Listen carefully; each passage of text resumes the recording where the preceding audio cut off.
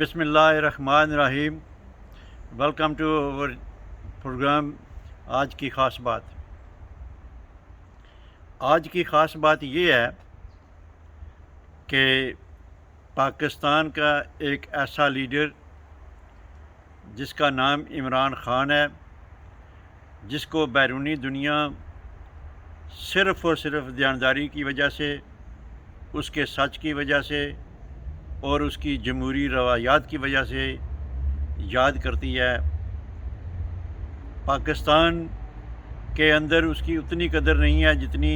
Europe کے اندر ہے، کیونکہ اس نے یورپ کو پوری طرح کھنگال کے پاکستان کے اندر جو علامہ اقبال اور قائد اعظم کے نظریات کے مطابق پاکستان کی ایک شکل ڈالی ہے، اس نظریے کے مطابق جس کے مطابق پاکستان حاصل کیا گیا تھا، لیکن پاکستان کے اندر پچھلے 70-75 سال سے جو فورسز کام کر رہی تھیں، خواہ وہ سیاسی تھی یا غیر سیاسی، انہیں وہ اب ایک آنکھ نہیں بھاتا۔ اس کی وجہ یہ ہے کہ آپ نے دیکھا کہ پنجاب کے اندر الیکٹیبل لوگوں کو کس طرح اس نے پھینٹا لگایا اور 20 میں سے 15 سیٹیں جیت کر پاکستان کی تمام سیاسی قوتوں کو حیران، پریشان اور مشکلات میں دھکیل دیا۔ اب پرسوں ہی کی یہ بات ہے کہ کراچی کے اندر ایک ایسی نشست پر انتخاب ہوا جو اگرچہ پاکستان تحریک انصاف کی گزشتہ انتخابات میں جیتی ہوئی نشست تھی، لیکن بہت تھوڑے ووٹوں سے۔ وہاں پر اس مرتبہ عمران خان صاحب نے کوئی جلسہ نہیں کیا، کوئی میٹنگ نہیں کی، صرف اور صرف اپنے آپ کو اسلام آباد تک محدود رکھا اور کچھ خطابات کیے، اور کراچی نے اس قدر اس کا رد عمل دیا کہ پاکستان کی تمام سیاسی جماعتیں مل کر بھی اس سے آدھے ووٹ بھی نہ لے سکیں۔ اور یہ پکچر جو بنی ہے، یہ اس بات کی طرف لوگوں کا اب دھیان جانا شروع ہو گیا ہے کہ پاکستان کے اندر اب اپوزیشن کے لیے کوئی نشست بچانا بہت مشکل ہو گیا ہے۔ لیکن عمران خان کو قابو کرنے کے لیے عمران خان پر جو دہشت گردی کی چیزیں لگائی گئی ہیں، جو دفعات لگائی گئی ہیں، وہ سمجھ سے بالاتر ہیں۔ کبھی ایسے ہوا ہے کہ قانون کے مطابق آپ نے کوئی پرچہ درج کیا ہو اور جو ڈیفینڈنٹ ہے اس نے دھمکی یہ دی ہے کہ وہ اسے ان کو قانونی طور پر ہی چیلنج کرے گا، تو قانونی طور پر اگر چیلنج کرے گا تو وہ آپ کی ہی عدالتیں ہیں، کسی دوسرے ملک کی عدالتیں ہیں، یا اس کی ذاتی عدالتیں نہیں ہیں کہ جو میاں والی جا کر لگائے گا۔ اس لیے اس پر کوئی دہشت گردی کا لفظ استعمال کرنا جائز نہیں تھا، اور پھر اتنا تھوڑا اس کو وقت دیا گیا کہ اسے بالآخر بولنا پڑا، ورنہ عمران خان نہیں چاہتا تھا کہ وہ اس پر منہ کھولے۔ اسی طرح شہباز گل کی گرفتاری پر بھی اس نے خاموشی رکھی،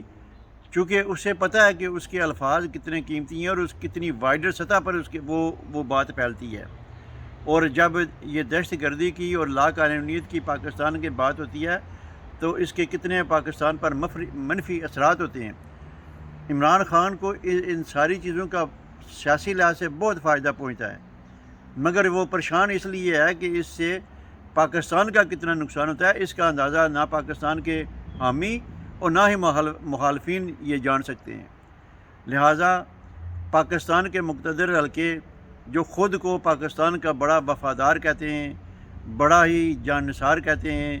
وہ سمجھتے ہیں کہ پاکستان قائم ہی ان کی وجہ سے ہے، جو کسی حد تک ہم بھی اس کے قائل ہیں۔ انہیں یہ سوچنا چاہیے، سپریم کورٹ کو یہ سوچنا چاہیے کہ عمران خان کے اس بات کرنے کی وجہ سے پاکستان کا کتنا نقصان ہوا ہے، مگر اس نے یہ بات بہت مجبوری کے عالم میں کی ہے، وہ نہیں کرنا چاہتا تھا۔ اگر اس نے بات کیا تو آپ یہ اندازہ لگا لیں کہ اس کے کتنے منفی اثرات ہوئے ہیں۔ آج پوری دنیا کا میڈیا، ویسٹرن میڈیا جو ہے، ان کے تمام بڑے بڑے اخبارات اور سارے مشہور ٹی وی چینل جو ہیں، سب یہ بات کہہ رہے ہیں کہ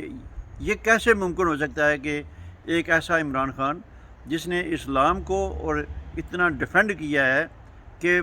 دہشت گردی اس کے چیپٹر سے نکال دی ہے، لیکن خود اس باری ایسی جو لگائی گئی ہیں دفعات، اور وہ آدمی لگا رہا ہے جو کم و بیش 35-40 لوگوں کا خود قاتل ہے، اس آدمی کی طرف سے یہ دفعات لگائی جا رہی ہیں اور وہ میڈیا پر آ کر کہہ رہا ہے۔ یہ بڑی الارمنگ چیز ہے پاکستان کے لیے۔ لہٰذا یہ جو امپورٹڈ حکومت ہے، یہ بڑا ہی جائز اور بڑا فٹ یہ ان کے لیے لفظ ہے کہ امپورٹڈ حکومت نامنظور، چونکہ پاکستان کے لیے معاشی لحاظ پہ سب سے پہلے پاکستان کو کرپل کیا، اب اسے سیاسی لحاظ سے کرپل کر رہے ہیں۔ اسی وجہ سے بیرون ملک پاکستانی اور پاکستان کے اندر جو مڈل کلاس کے لوگ ہیں، پاکستان کی صحافت کے جس طرح یہ انہوں نے مطلب کہ گلا گھونٹنے کی کوشش کی ہے، وہ جو لوگ ہیں وہ سارے تحریک انصاف کے اس وقت حامی بن گئے ہیں، اور یہ اتنی بڑی سیاسی قوت بننے جا رہی ہے۔ میں تو یہ کبھی کبھی سوچتا ہوں کہ لوگ کہتے ہیں کہ اپوزیشن اتنی سیٹیں لیں گی، میں کہتا ہوں کہ وہ دیکھیں کہ وہ کوئی ایسی سیٹ ہے جو عمران خان سے وہ مقابلہ کر کے بچا لیں گے۔ بڑا مشکل نظر آتا ہے، بڑے بڑے برج جو ہیں وہ انشاءاللہ زمین دوز ہو جائیں گے۔ اسی طرح آزاد کشمیر کے اندر بھی ہمارے بلدیاتی الیکشنز جو ہونے جا رہے ہیں نومبر میں، اس پر کافی سارے حلقے اب یہ خدشات کا اظہار کر رہے ہیں کہ ہمارے وزیر اعظم سردار تنویر الیاس صاحب اس میں مختلف ہیلے بہانے کر کے ہماری اس تحریک کو سبوتاژ کرنا چاہتے ہیں۔ وہ نہیں چاہتے کہ بلدیاتی الیکشن اس تاریخ کے اندر ہوں، جو سپریم کورٹ نے دوبارہ سے ایک